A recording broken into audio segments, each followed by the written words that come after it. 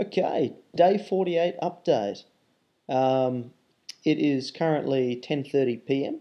and this is usually when I look the best on the day. I guess that's because the moisturisers have had a chance to do their thing, and also I've had dinner, I've sat down in the chair for a couple hours, the blood pressure's as low as it's going to be.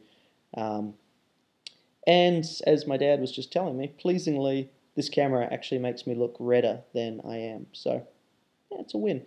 And look, to be fair, at the moment, I'm feeling good and I'm looking pretty good. People haven't been saying, oh, you're really sunburned. A few people have said, oh, have you been in the sun? But that's kind of it. And when I was really red, and you look back at some of the previous videos, it's really bad. I look like a chemical victim or something. Pleasingly, my hands were red all day, like really red and blotchy and horrible. And if you look at them now, they actually look really good, all the way up the arm. And one of the ways that I can tell it's good too is that my body is regulating its heat really well at the moment. When inflammation is flaring up, because the body's giving off so much heat, you're either constantly freezing or you've got lots of clothes on and you're sweating your ass off. And it's just really uncomfortable, particularly with lots of dry skin coming through, which of course we're all recovering from. Symptoms-wise, the skin is definitely getting some strength back to it, so there's less shedding. There's still a heap of shedding, and I'm still moisturising full body 3, 4, 5 times a day. Even in the office, I've got to have moisturiser with me, but it's much better.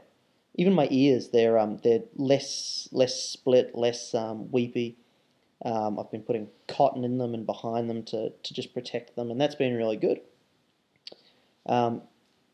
Still, you can see I've lost most of my hair through there and on the sides. That's going to take a while to come back. And at the moment, I'm suffering just lethargy too, which Louise from the UK was kind enough to write to me and say that's because the adrenal glands are healing themselves. And that's a really good sign because they create a natural sort of cortisone. So it's going to take about 3 weeks apparently for that to go away. But overall, the message is a really positive one. I'm living a life now that is sustainable. I'm going to work at 9. I am coming home and having a bit of a sleep, but I'm getting through the day. I feel good enough to have people round.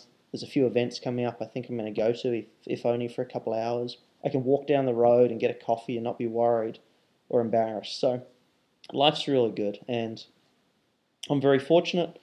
I've got terrific parents looking after me. I've moved out of my place and into theirs just while I'm going through this because I know it's going to be a long period. This is my amazing dad. He's having a glass of wine, scratching his ankle. Inappropriate timing, to say the least. But, there's this, as they say all over the forums, it's the support you get from other people that make it easy. And if you treat the symptoms and just get through to that next day, it's amazing how change happens. Now, I'm quite prepared to go backwards. I know I'm going to have flare-ups. I know there's going to be a week come up that's just really crappy for some reason. But it's all about getting to the next hurdle. Today's day 48, and I just can't wait to get to day 50 to celebrate. Because 50 is half of 100, and 100 is a third of 300. And, at 300, we're almost at the end of the year. So you've just got to look at it one step at a time. And I'm being really positive. Everyone in my office is super positive. The only reason I'm doing this video is because my dad all of a sudden looked at me and went, oh, you're looking really good. So guys, just stay positive. Keep commenting. I feed off it. And any questions, any comments, write them down because I will respond. I'm so in the moment. I'm really happy. Looking forward to a full recovered life. All right, have a great one. Bye.